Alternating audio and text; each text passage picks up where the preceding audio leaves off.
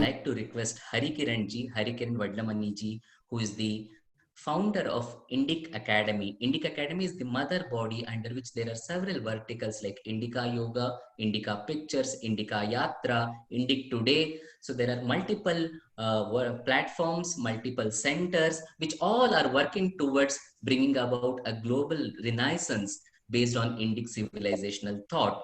The thought which is at once universal in nature and which can touch and transform lives of people. So that is what he's completely focused on. Everything that you can see happening under Indica banner, you can always immediately get to know that is the Hariji is there behind with his head, heart, my pocket, everything is what Hariji is putting in. So with this brief introduction to Hariji, one can never say enough about him. He's also, he's an investor, a budding, an aspiring artist, a columnist, and someone who is very creative in everything that he does. So that is Hari Kiran ji. I now request Hari Kiran ji to kindly give us an overview of Indic Academy, and the various aspirations it holds for our times now. Thank you. Thank you, Vinay. That was a very generous introduction. So thank you very much for that. It is indeed an overwhelming feeling when you reeled out so many statistics in that presentation. Just want to share how this festival started, the idea of this festival, specifically the yoga festival. I live in Singapore, and there is this festival in Bali called the Bali Spirit Festival. It happens in Ubud every year in the month of April. And been planning to visit that festival to see how it's happening, and can we replicate something there. And one idea that struck me was that perhaps we can do a festival in Singapore, because this is a global festival. Bali Festival is a global festival, and everybody flies to Bali through Singapore. So you can just 2 days before or 2 days after, if you plan for a festival in Singapore, then one can do a festival in Singapore. And this was one idea that we were discussing, Vinay and I, that perhaps we should do this. And then, but again, the longing to do it in India, do a festival, yoga festival in India. And we know that there is a big, very, very big festival that happens in Rishikesh. And Raghu, my friend, and Vinay also went last year to just observe the festival and see what are the issues there, how it's happening. And then we looked at having this festival in Bangalore, have a festival in the south. So we were working on it, and we were talking to a few people and said, okay, let's try and do this in Bangalore. And then COVID happened. So we didn't know what to do. And then we thought probably we should drop this idea. And after doing the Oneness Festival, then Vinay called me and said, look, why don't we do a yoga festival also? Like I was so excited and joyful about this whole idea. And then I was keeping on calling him, and just it was a very exciting idea that we should do the yoga festival. And this happened sometime in April, and then today we have this festival. It's such a hugely successful festival. So I must first and foremost thank you, Vinay, and thank you, Anu, for curating this fantastic lineup. I mean, this is a dream for any enabler like me, that somebody has taken it up and delivered something so immensely satisfying. Before I talk a little bit of Indica Yoga, I want to share the concept of how Indica Yoga fits into the overall activities of Indic Academy. We started Indic Academy 5 years ago in 2015. And I consider it as a non-traditional university for traditional knowledge. So it's an educational institution, but it's non-traditional, but for traditional knowledge. And the reason why I call it non-traditional university is because we're flexible. We are not regulated. We don't have any, any guidelines that we need to follow. We are just nimble, like a cowboy, immediately able to execute any idea. From an idea that comes to implementation, it's very, very short. So we don't have any bureaucracy. So it's an idea comes and implementation. That's the thing. And that's why we call it. And broadly speaking, I keep telling my colleagues that I live in a cube. My head is in a cube. And the cube has 3 dimensions. One is that we are looking at preserving, protecting, and promoting our Indic cultural thought. So that's one aspect of it, preserving, protecting, and promoting. And this is across dimensions. We are doing it across intellectual, cultural, and spiritual. So it is not just one aspect of our Indic civilizational thought that we are looking at, but it is across. So that's why, for example, we produce that video, which is a cultural expression, which is a dance expression. We support a lot of culture. And then on the spiritual side, we have Advaita Academy and Indica Yoga. And then on the Indology side, we have Inter Gurukula and University Center. So we look at everything from a complete perspective. And the reason we do that is because the civilizational thought itself manifests itself across the dimensions. It's not just one aspect of it. So you see, if I say a mudra, for example, a mudra is there in Bharatanatyam, it's there in Dakshinamurti's Stotram, and with the mudra he teaches Vedanta. So or mudra is useful in healing. So if you see every thought, our civilizational thought, just goes through all the dimensions. So if you want to preserve, protect, and promote, then you have to have intellectual, cultural, and spiritual. So all these dimensions. And the third perspective is that we look at it from a near-term, medium-term, and long-term perspective. So we look at all the 3 things. So immediate, medium, and long-term. And that's what I mean when I say that I live in a cube. Now, we have 3 centers for excellence. One is an Inter Gurukula and University Center, which is led by Dr. Nagaraj Paturi. And basically, the idea is that we want to build a bridge between Gurukula system and the university system, because they both don't talk to each other. And then you have the Westerners who are looking at our culture and saying that, okay, this is Indology, and then they're looking at all this culture, and they have their own biases and they have their own perspective, their own distortions. So we have a problem. So what we are trying to do in this Inter Gurukula University Center is we are trying to build a bridge between the Gurukulas and the universities on one hand, and build a bridge between the Shastras, Indic knowledge systems, and Indology. So that when they all talk to each other, hopefully there won't be distortions and they understand each other. And this initiative, we have research programs. We have announced more than 100 research programs. So we are constantly doing research. We are doing teacher training programs. We conduct courses, online courses. And now we were thinking of expanding it through establishing campus centers. So basically we want to achieve scale. So we want to establish campus centers and deliver directly to the students. Now we also have a center for Indigenous Sustainability. Last night we were having a chat with Dina Miriamji, who is going to talk about it. As you know, globally, we have to look at environment and sustainability, and our culture has the best perspective, best knowledge systems for sustainability, be it Ayurveda, be it craft, be it agriculture. Our Indic knowledge systems, indigenous knowledge systems, are one of the finest, and we have a pedagogical structure.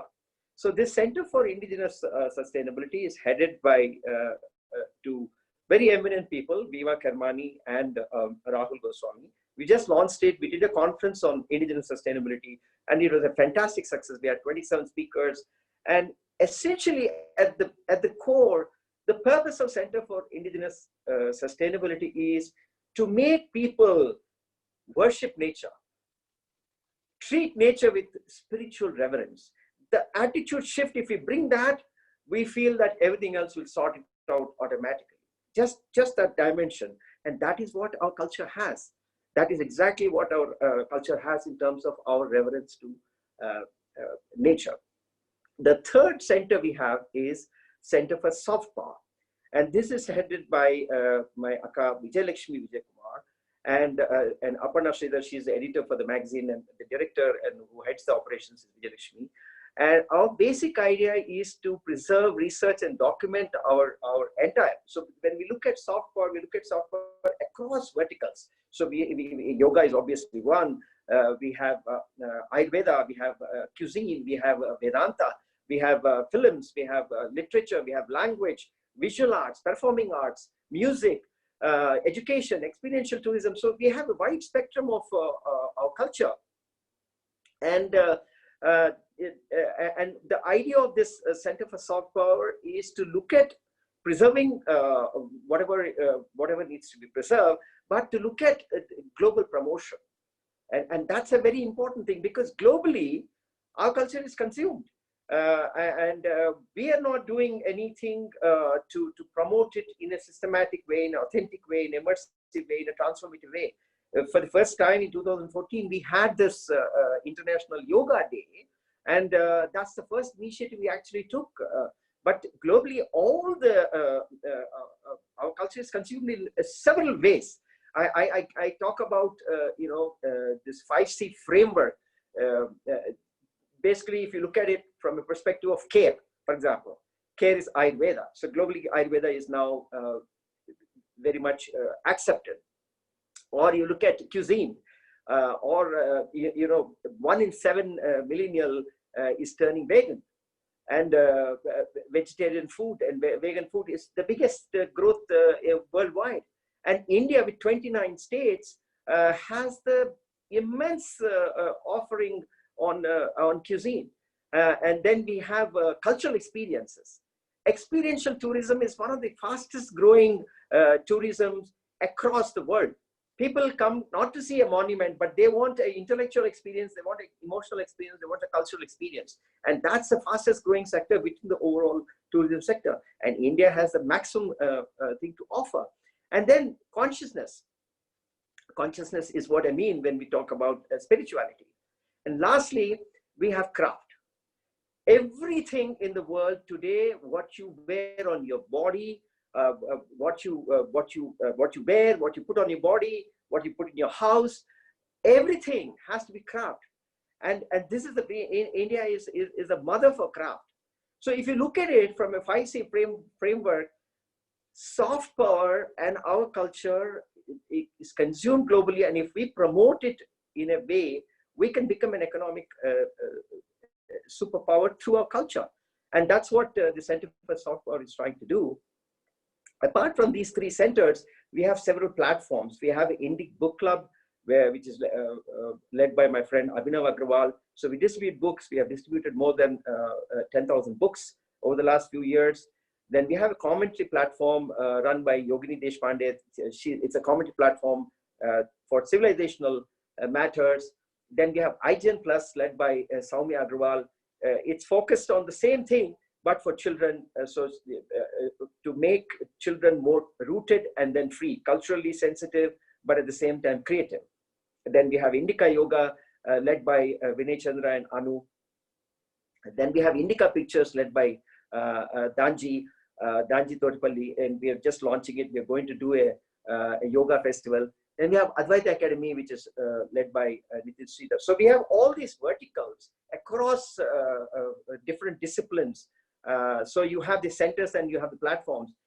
And we have chapters across the country. See, one of the things that has happened in the last 5 years is that in more than 30 places around the world, we have been able to do events. We have done more than 496 events across the world. And we have more than 40 volunteers, conveners, and associates, are all as a family across India and across the world. And you can check Indic Academy and at the footer of the team, and you will see amazed at the kind of support we have for all our programs. So this is the broader activities of Indic Academy and how we are trying to look at ourselves as an educational institution for traditional knowledge systems, and that's the kind of a growth that we're having. Now coming to yoga and our what our desire and plans for yoga are, is that we want to announce, take this opportunity on this auspicious day to announce the formation of Asana Plus Alliance. And this alliance is distinct from the Yoga Alliance. Is distinct because the entry is, if you qualified in 200 hours, then you are eligible to join the Asana Plus. And we're not looking at numbers. Our basic idea is, if you've finished your Yoga Alliance 100-hour program, 200-hour program, 500-hour program, then come to us. If you are interested in enhancing your practice and learning new things from an authentic perspective, from an immersive perspective, from a transformative perspective, any new thing that you want to do, right? That's your journey will start then. Now, the idea of, we are talking about entrepreneurs, we want to create and convert them into yogapreneurs. Every person who is doing yoga, who has finished this and who becomes a member of our Asana Plus Alliance, we want to make him or her into a yogapreneur. Yogapreneur who is thinking about authentic, immersive, and transformative products, services, or experiences. You see, unless you think of it from that perspective, even products, for example, you go to the Bay Area, there'll be a lot of meditation apps, meditation pods, mats, Lululemon, all these are all products relating to our craft and our yoga. So we need entrepreneurs who think of it like that. They're not Indian entrepreneurs. So we need yoga entrepreneurs who are thinking about craft products. So if you set up a yoga studio, for example, you can think about a corner for selling Ayurveda products, craft products, make it like a Starbucks kind of a thing, and then you have your studio.